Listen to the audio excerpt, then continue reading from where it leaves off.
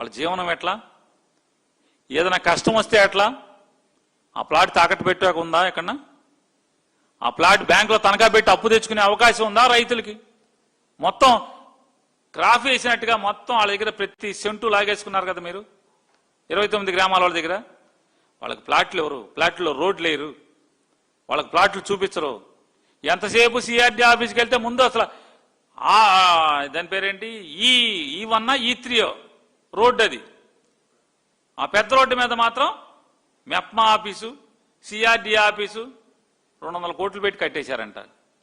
200 కోట్లు ఎవడో చెప్తున్నాడు ఆఫీసర్ అంట. చంద్రబాబు నాయుడు గారు, సార్ సీఎం సార్, ఎవడన్నా బయట నుంచి రాయేస్తే కూడా ఈ అద్దం పగలదు సార్, అంత కాస్ట్లీ అద్దం సార్.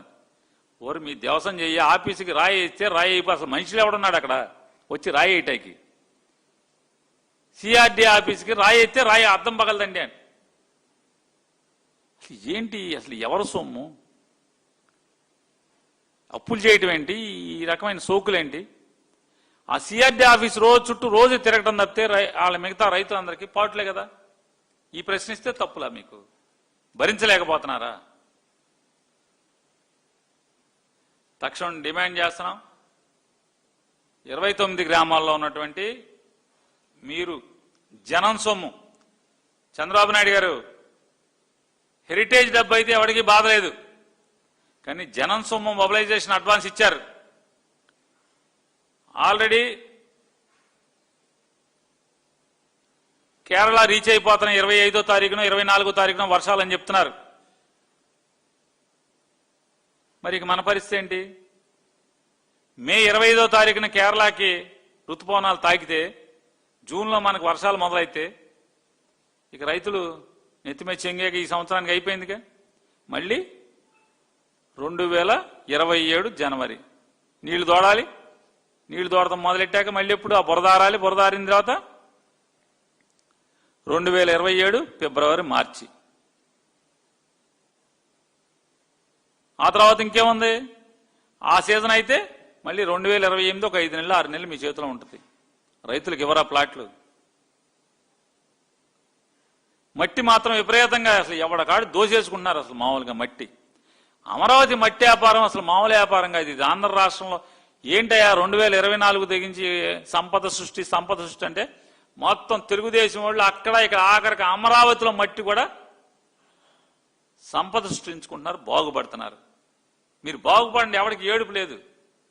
కానీ రైతులను చూడండి, పేదవాళ్ళని చూడండి, సామాన్యులను చూడండి.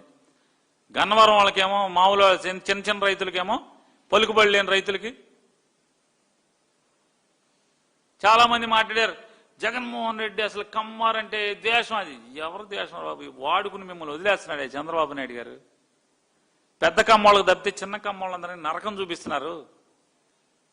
29 గ్రామాల్లో అడగండి, వెళ్ళి అడిగితే చెప్తారు, నరకం చూసేస్తున్నారు. అయిన వాళ్ళు మా తెనాల వాళ్ళని అడగండి చెప్తారు. మీది తెనాలి, మా తాలూకు వాళ్ళని, మా వాళ్ళు ఉన్నారు, మా చుట్టాలు. నేను చెప్పే అబద్ధాలా నిజాలా? కాబట్టి తప్పుడు పనులు ఆపమని చెప్పని పోలీసుల్ని అడ్డగోలుగా, డీజీపీ గారు పోలీసుల్ని ఈ రకంగా అడ్డగోలుగా చంద్రబాబు గారు మరీ ఇంత అసహ్యంగా వాడుకునేట్టు ఆపమని, కట్టిపెట్టమని గట్టిగా డిమాండ్ చేస్తున్నాం.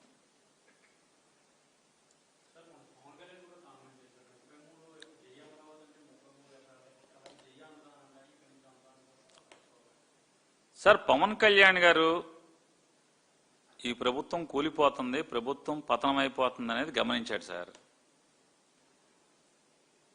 గమనించే ఆయన